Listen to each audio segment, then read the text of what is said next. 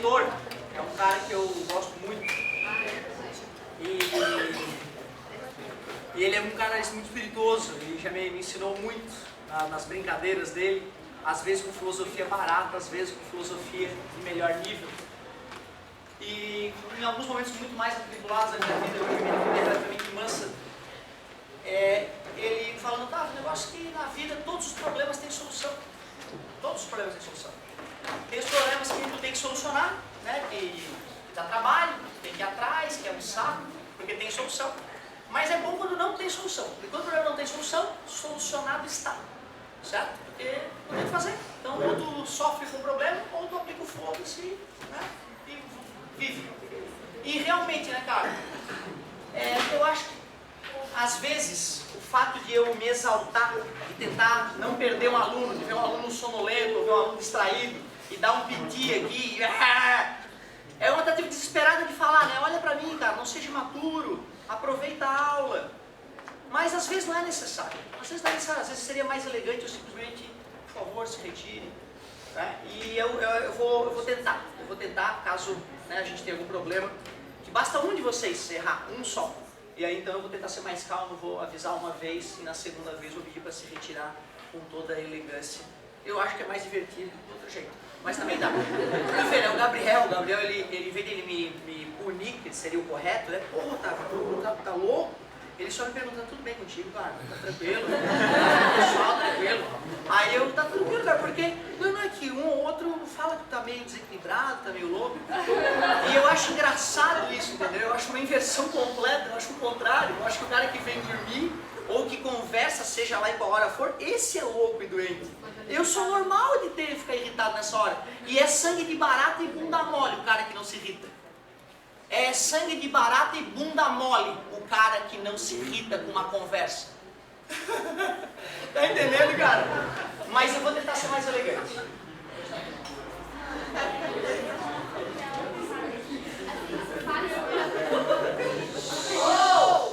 significa que ela esteja certa ou esteja errada. Só que eu, como humilde, eu te peço desculpa por ter saído da sala. E eu peço desculpa por ter sido grosseiro. É porque eu não entendi o motivo e eu acho que... Estamos conversando, a galera parou e tu continuou. Aí aquilo me... Eu fiquei muito chateado com isso aí, não faço mais isso. Não,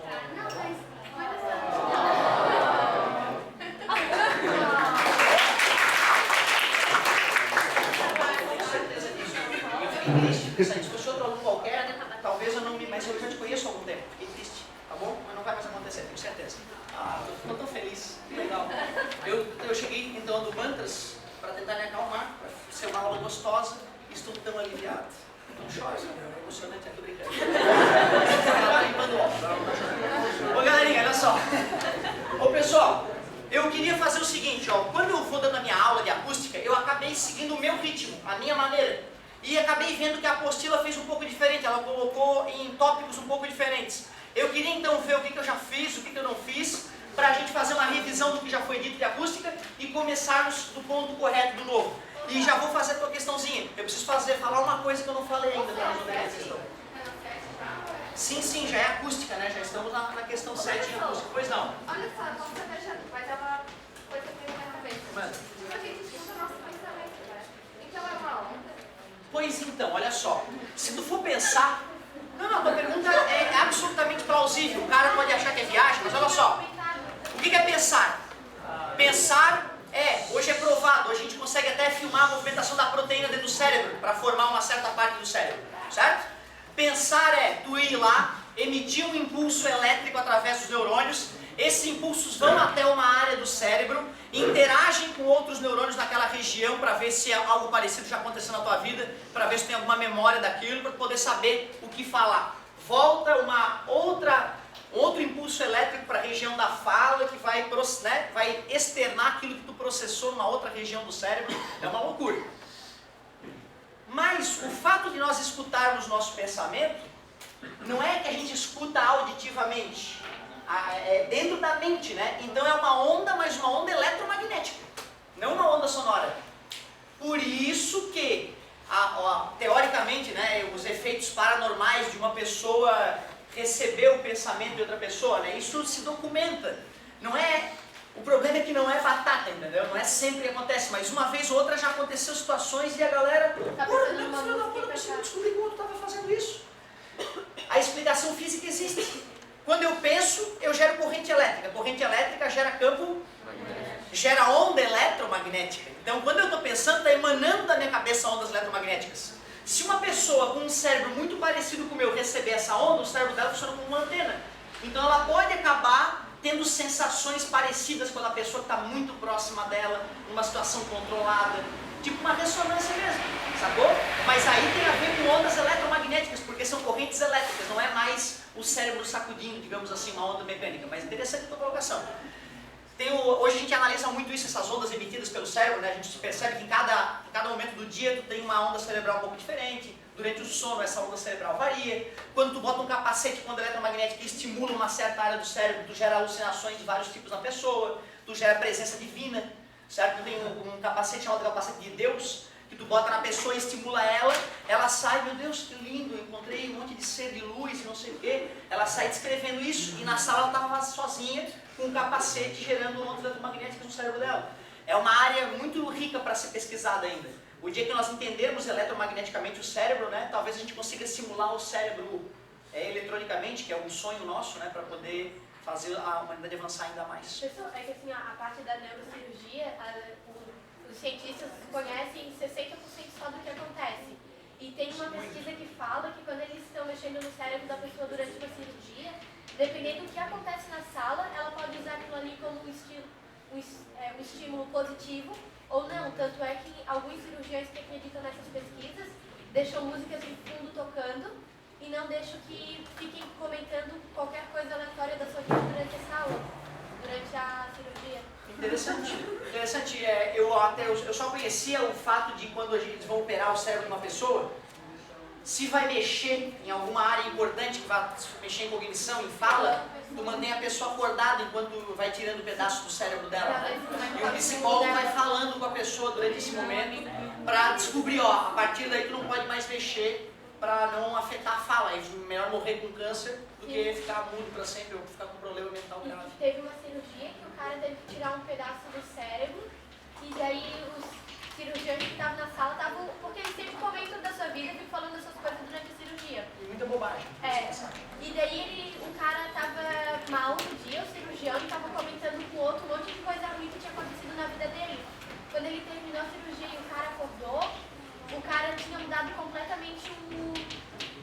Não sei se é o humor que se fala, sabe? O jeito dele, ele era totalmente carinhoso com a família. Mas é interessante, mas provavelmente isso deve ter sido gerado por algo físico no Então, cérebro. e daí depois fizeram outra cirurgia para ver se tinha acontecido alguma falha no cérebro durante a cirurgia e não tinha acontecido nada. Só que daí nessa cirurgia o médico deixou uma música calma tocando de fundo e quando ele acordou tava tudo beleza de novo.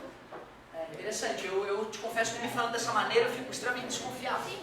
Eu sou um cara bem cético, eu fico bem desconfiado. Mas eu também não sou grande entendimento de psicologia, sei lá, tudo é possível nessa vida. Ô galerinha, olha só, acústica, falei que era som, onda, estuda som. O que é som? Onda mecânica. Como é que ela vibra? Longitudinalmente, lembra da caixa de som? E para ser chamado de som tem que ser audível, entre 20 e 20 mil. 19 ninguém escuta. Todos os seres humanos escutam 19 mil? Não necessariamente. Quando a pessoa vai ficando idosa, ela perde a capacidade de escutar sons agudos, sons de alta frequência. Então tu vê, uma pessoa idosa não vai escutar 20 mil nunca, certo? Ela vai diminuindo a capacidade auditiva dela, certo? Isso tem a ver com essa perda de capacidade auditiva. Na verdade, cara, se a gente for olhar aquela fotinho do sistema auditivo, nós vamos ver que ele é altamente complexo. Ele é cheio de ossinhos articulados um entre o outro, certo? Para poder amplificar o som. Se tu passa parte da tua vida recebendo vibrações muito poderosas ali, esses ossinhos, essas articulações vão se desgastando. Então o aparelho vai ficando danificado. Isso sempre vai acontecer. O problema é que se tu usa demais esse aparelho, ele danifica mais rápido, como tudo na vida. Beleza? Aí o cara pensa, professor, mas o fonezinho é tão pequenininho. Pois é, o problema é que na aula passada eu também mostrei para vocês que a intensidade do som é a potência dividida pela área. Tudo bem? E cara, essa área, como é que a gente calcula essa área? Geralmente, quando a caixa de som espalha o som numa esfera, né? Essa área é a área de uma superfície esférica, πr. Quando eu substituo uma na outra, a fórmula fica desse jeito. O que mostra que quando dobra a distância até a caixa de som, 4πr ao quadrado, foi o que eu disse. Eu coloquei a área da esfera, né? Do círculo e não a área da esfera. Obrigado, obrigado. Mas não precisa se apavorar, foi uma coisa normal, gente. Isso é normal. E vai acontecer com todo mundo. Não há professor no mundo que não vai cometer esse tipo de erro, tá? Não levem pro mal isso aí. Olha só, galerinha. Dobra a distância até a caixa de som. O que acontece? Ó, isso eu posso me apavorar. Eu tenho direito de me apavorar se não conseguir responder essa pergunta, entendeu? Tá? Triplica a distância até a caixa de som. Diminui 9. Uou! Já fizemos isso outras vezes? Muitas, com várias fórmulas. Aproximei 5 vezes da caixa de som. Aumenta 25 vezes. Pega a caixa de som, atocha no tubo auditivo quando vê. Tá se entendendo? Ó, o amigo que perguntou, coitado, ele já se perdeu. Mas eu estava explicando para ele isso. Eu estava explicando que ele me perguntou por que arrebenta o meu sistema auditivo usar fone de ouvido? Por que os jovens de 30 anos de hoje estão ficando surdos? É porque eles não manjam de física, pegam o negocinho pequenininho, é fraquinho, tá, e bota no máximo. Por aquilo foi calculado pelo engenheiro para no máximo quase doer. Certo? Então, se tu ficar escutando um rock pesado sempre no máximo do fone de ouvido, é só questão de tempo. Todos que fazem isso perderão a audição mais cedo. Sem exceção. Isso é muito importante saber. Tira pelos grandes astros aí que tu admira, cara. Os caras que têm que profissionalmente usar fone altíssimo todo dia, né? Eles todos têm problema auditivo. Começa a ter que tratar, é complicado. Tem que tomar cuidado, gente. Eu vejo às vezes, né, pessoas próximas de mim, dá para escutar claramente o som de longe da cabeça do amigo. E tá vindo dentro do tubo auditivo. A vontade de ser uma pessoa mais chegada, eu aviso, entendeu? Pô, cara, toma cuidado e tal. Mas eu vejo gente que eu não conheço, não é, pô, amigo. Não, fica estranho, né? Na fila do banco, pô, cara, cuida. Vai achar que ele tá paquerando o sujeito. Né? Então tem que ficar ligado, tá? Teu filho tu não deixa. Teu filho tu não deixa, porque isso vai danificar uma parte importante da vida da gente, que é escutar com qualidade as pessoas.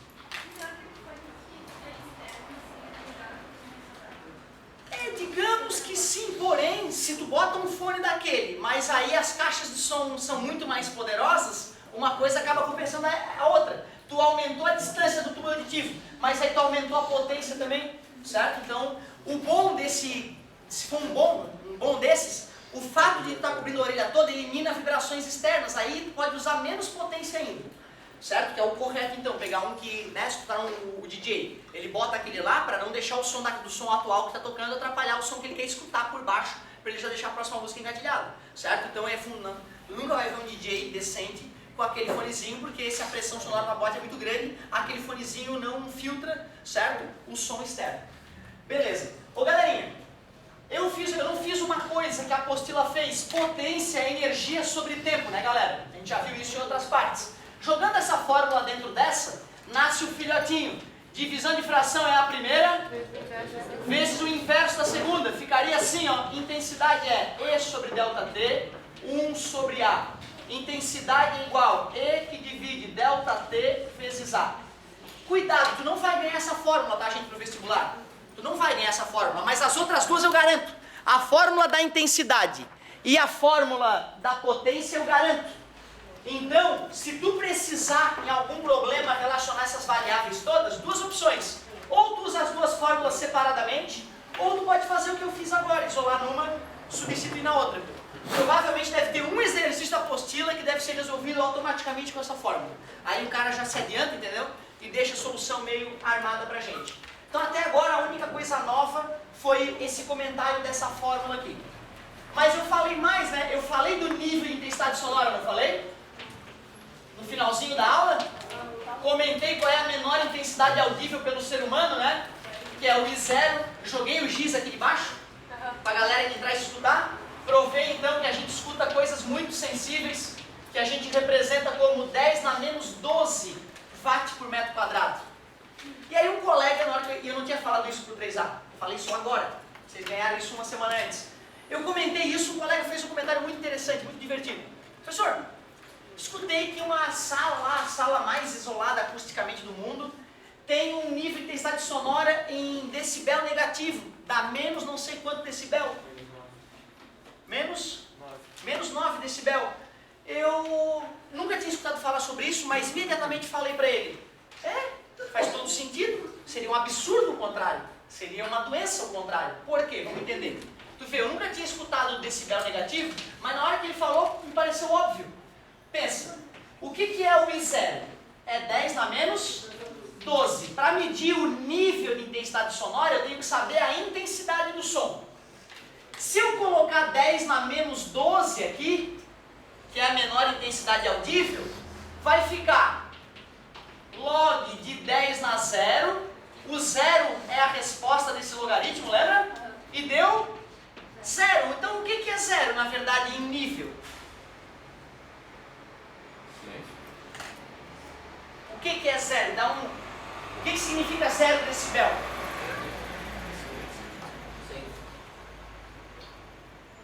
O que é o I0, gente?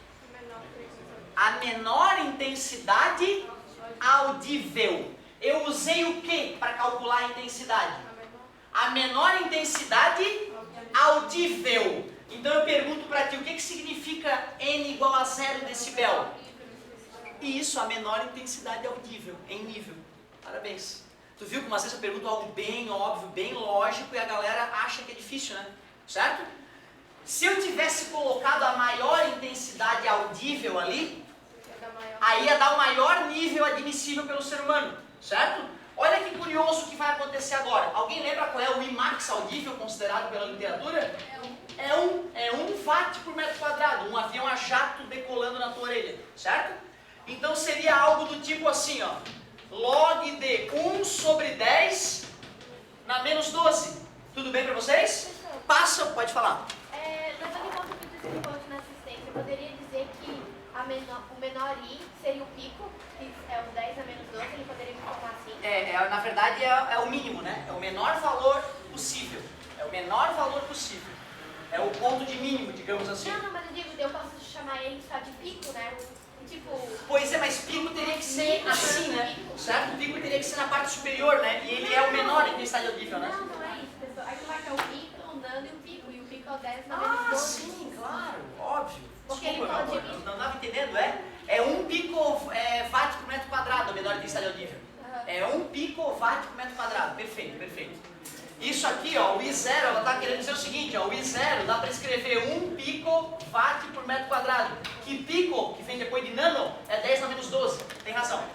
Eu estava viajando. Ó, log de 10 na 12, passa o 12 para frente, que é a resposta. A maior intensidade audível pelo ser humano, teoricamente, é 120 decibel. Depois disso, ocorre, de certa forma, uma proteção. E o sistema acaba não ressonando, porque ele ia arrebentar. Mas tu pode ter ruptura do sistema, dependendo da intensidade que chega na tua orelha. Eu vi esses dias a pessoa que mais berra no mundo. Tem, sim, existe campeonato de berro. É uma mulher, ela berra parece que 130 decibel, uma coisa assustadora, é sobre-humano. Ela supera 4 homens tenores berrando, uma coisa assustadora. Tem algum problema nas cordas vocais dela, imagina o marido da criança. Imagina, cara. Se a mulher normal, o cara baixa a bola e sair, cara, pelo amor de Deus, ajoelha no mínimo. Ó, 120 decibel.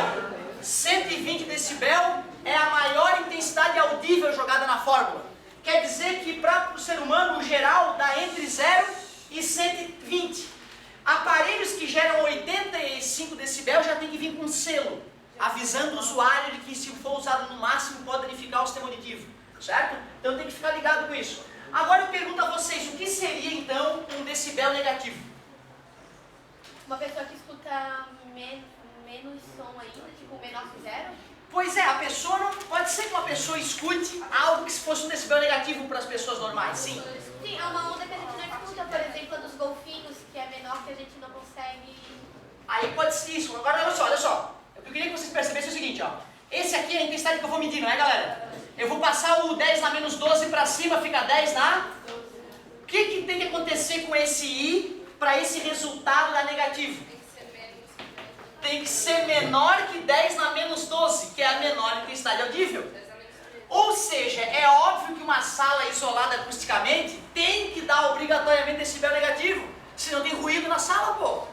Concorda comigo? Então, na verdade, tu vê que engraçado, né? A maneira como o amigo me falou, me pareceu que ele ficou impressionado com quão isolada era a sala por ter dado decibel negativo. E na verdade não. Se não dá decibel negativo, tu não acredita que a sala é isolada. Tu fala, a sala está mal isolada, tem ruído, tá beleza? Toda sala acusticamente protegida, obrigatoriamente tem que dar decibel no mínimo 0. Senão não está isolada direito. Então, ó, 10 na menos, por exemplo, 13. Se fosse 10 na menos 13, ia dar menos 1, certo? E aí, ó, menos 9, menos 10 decibel.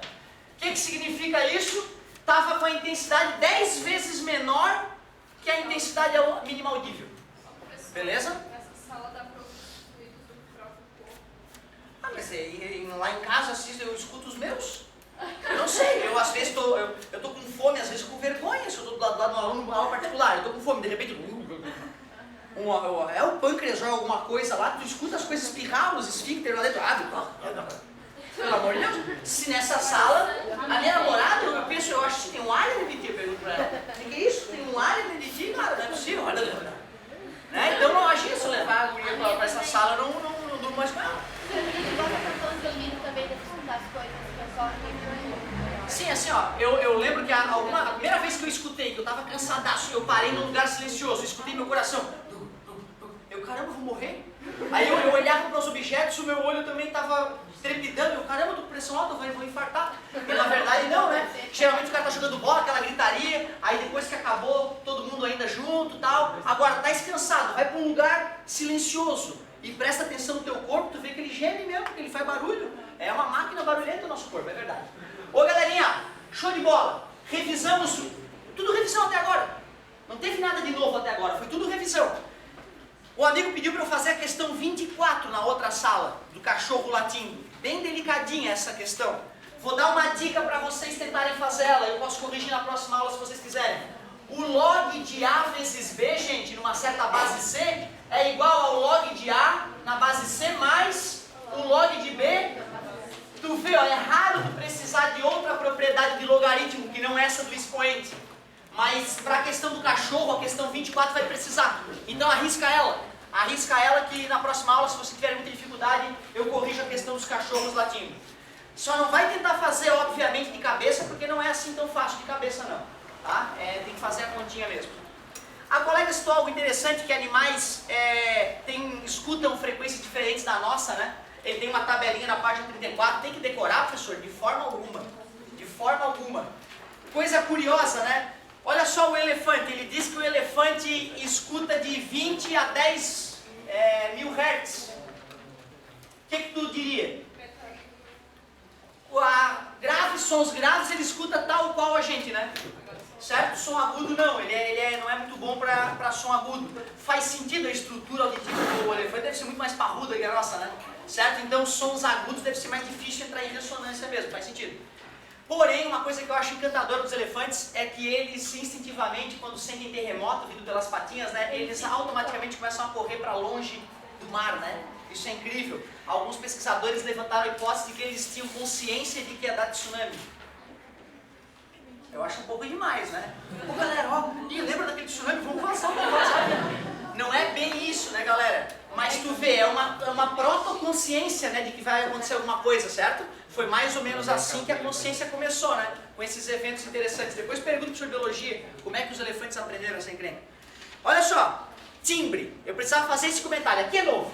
Agora sim, segunda coisa nova, além dessa fórmula tosca, timbre. Professor, Pois não. a velocidade, para falar alguma coisa? Vou repetir da velocidade. A gente chegou a falar, né, que os sólidos é maior que os líquidos, ou não? Acho que não. Não falamos da velocidade dos sólidos, gases e líquidos? Falou. Mas qualquer coisa vamos revisar. Isso é novo. Cara, o sujeito que está em casa esperando o pai chegar, o pai cruzou a esquina e ele, meu pai está chegando. Ele sabe o som do carro do pai. Ah, mas é um gol igual do vizinho, não importa.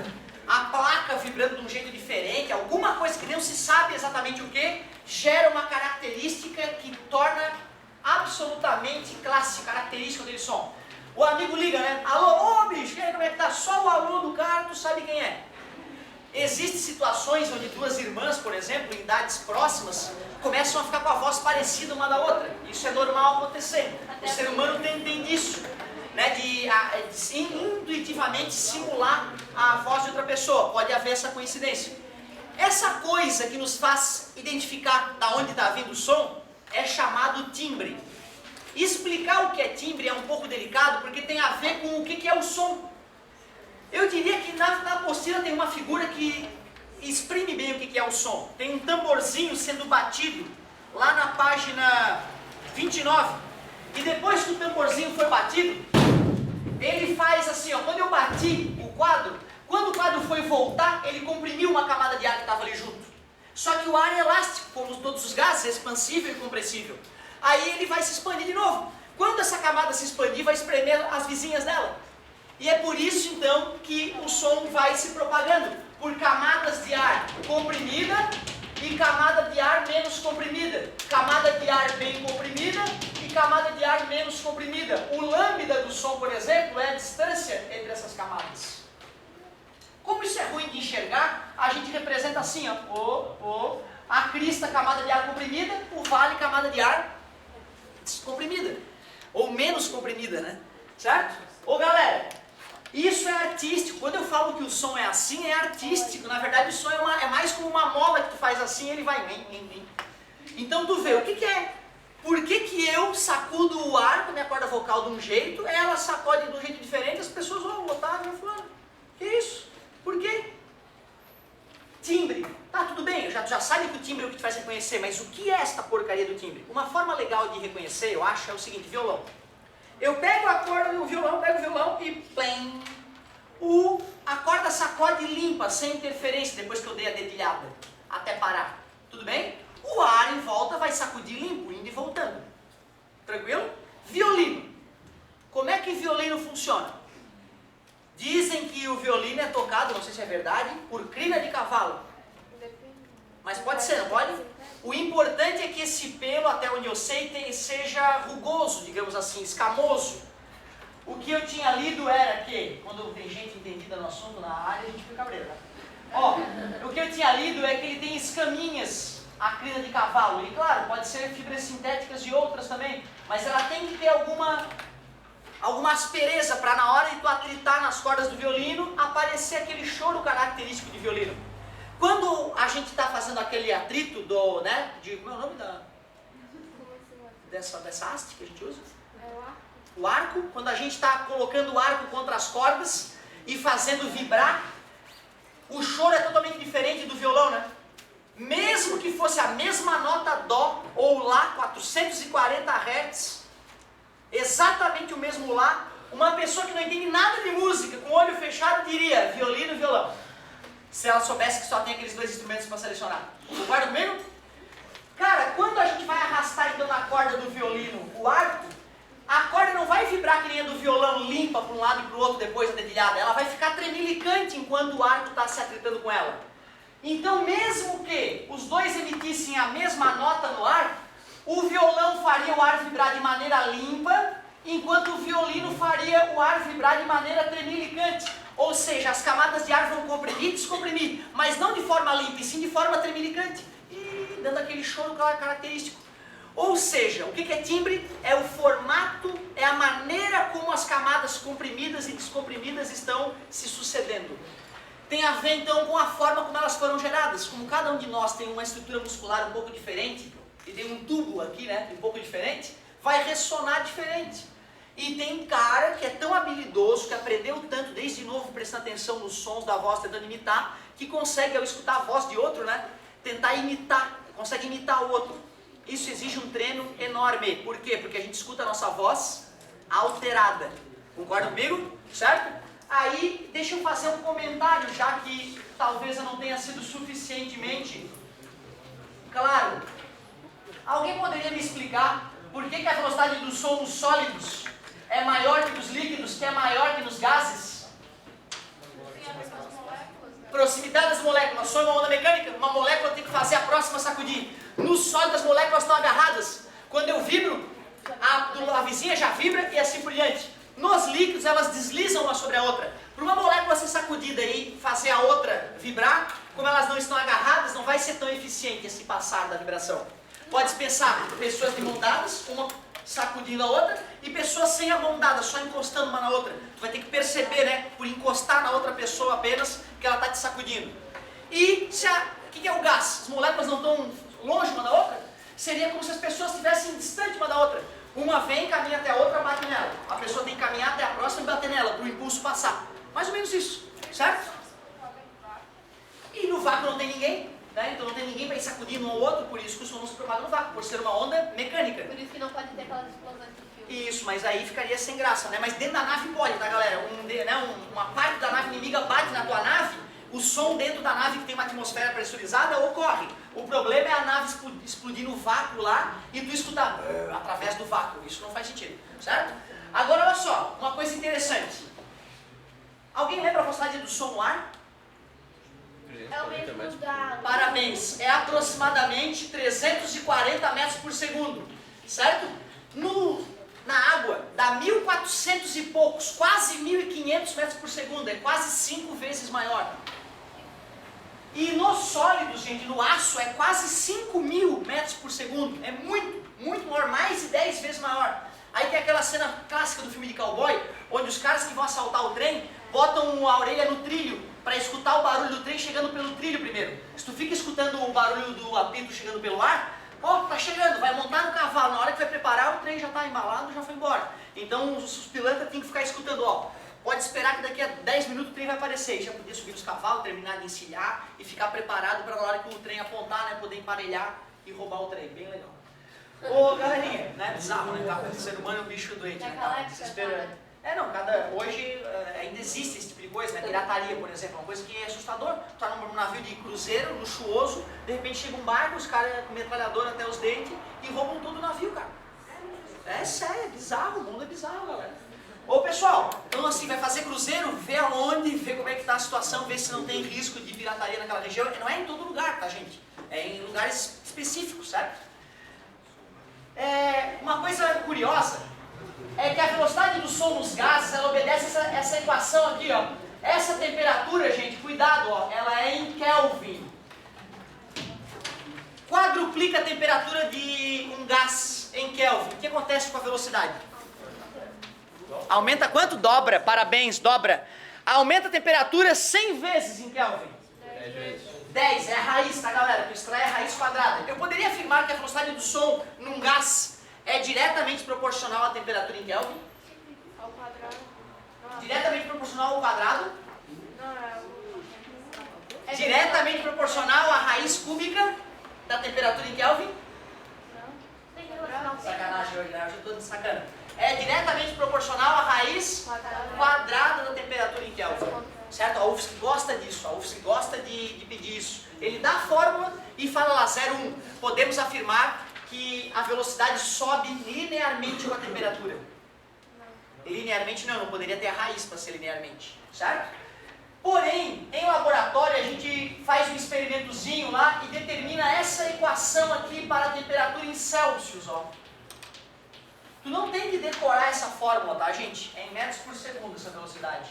É uma fórmula que quando precisa o cara fornece. Não é normal aluno decorar uma fórmula dessa, ela é empírica, não dá para deduzir essa fórmula. Hoje está que temperatura, será? Uns 20? Aqui deve estar até um pouco mais, mas vamos dizer que é um 20. Para ficar gostoso de calcular, ó. Vai ficar 6 vezes 2, que dá 12, né? Hoje a velocidade do som no ar dá 343, ó, um pouquinho acima da clássica usada no vestibular. Ó. E no verão agora vai aumentar um pouquinho. Vamos escutar melhor, professor? Não. Ia mudar um pouquinho a distância do eco. Concorda comigo? A distância do eco não tem a ver com os 340 metros por segundo? Então tu vê, essa é uma questão que eu nunca vi cobrar. Podemos dizer que em um dia quente, para ocorrer eco, deveremos estar mais próximo do obstáculo. Não, pode estar mais longe. Mais longe, né? Já vai estar mais rápido. Para dar o 0,1 segundo da persistência aditiva, certo? Vai ter que estar mais longe. Essa é uma questão legal de cobrar sobre eco. Peguei de ter um insight, de repente os astros estão alinhados. Falamos de timbre, agora eu acho que dá para resolver a questão que o amigo me pediu. O amigo tinha me pedido a questão 6 da página 32. Vamos fazer ela. Página 32, questão 6.